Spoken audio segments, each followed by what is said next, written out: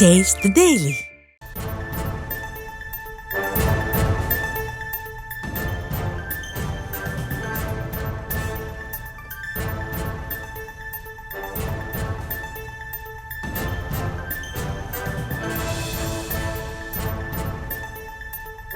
மசோதாக்கள் விவகாரத்தில் ஆளுநருக்கு எதிரான வழக்கு உச்சநீதிமன்றத்தில் ஒத்திவைக்கப்பட்டிருக்கிறது. விவரங்களை செய்தியாளர் மதியழகன் வழங்க கேட்கலாம்.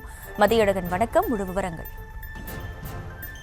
ஆளுநருக்கு எதிராக தமிழ்நாடு அரசு உச்சநீதிமன்றத்தில் தாக்கல் செய்திருந்த மனு மீதான விசாரணை நீதிபதி ஜே.பி. பர்திவாலா, ஆர். மகாதேவன் அமர்வில் கடந்த சில தினங்களாக நடைபெற்றிருந்தது. அதாவது கடந்த 3 நாட்களாக முழுமையான ஒரு நாள் 3 நாட்களும் முழுமையான விசாரணையாக இந்த வழக்கினுடைய விசாரணையானது நடைபெற்றது. அப்பொழுது தமிழக அரசு தரப்பில் மூத்த வழக்கறிஞர்கள் ஆஜராகி வாதிட்டிருந்தனர். அதே போல ஆளுநர் தரப்பில் மத்திய அரசினுடைய தலைமை வழக்கறிஞரும் ஆஜராகி வாதங்களை முன்வைத்திருந்தார். இந்த நிலையில் இன்றைய தினத்தை பொறுத்தவரை ஆளுநர் விருப்பப்படி முடிவுகள் எடுத்தால் மசோதாக்கள் செயல் இழந்தது போல் ஆகிவிடும் என தமிழக அரசு தரப்பில் தெரிவிக்கப்பட்டது. மேலும் கூட்டாட்சி நாடாளுமன்ற ஜனநாயகத்தில் ஆளுநரின் தனிப்பட்ட விருப்பத்துக்கு இடம் கிடையாது எனவும் அமைச்சரவை ஆலோசனைப்படிதான் ஆளுநர் செயல்பட முடியும் என்றும் வாதிடப்பட்டது. அதே போல ஒப்புதலுக்கு மசோதா அனுப்பப்பட்டது. ஆனால் எந்த உரிய விளக்கமின்றி கோப்புகள் திரும்ப வந்ததாகவும், அப்படி திரும்ப வந்த மசோதாக்களை அந்த கோப்புகள் மசோதா மறு நிறைவேற்றத்துக்காக என புரிந்து கொண்டு மசோதா மீண்டும்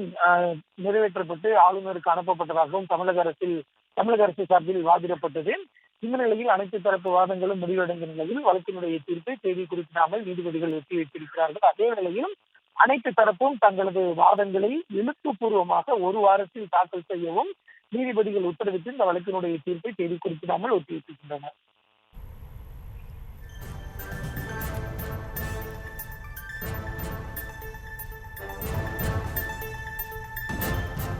விவரங்களுக்கு நன்றி மதியழகன்.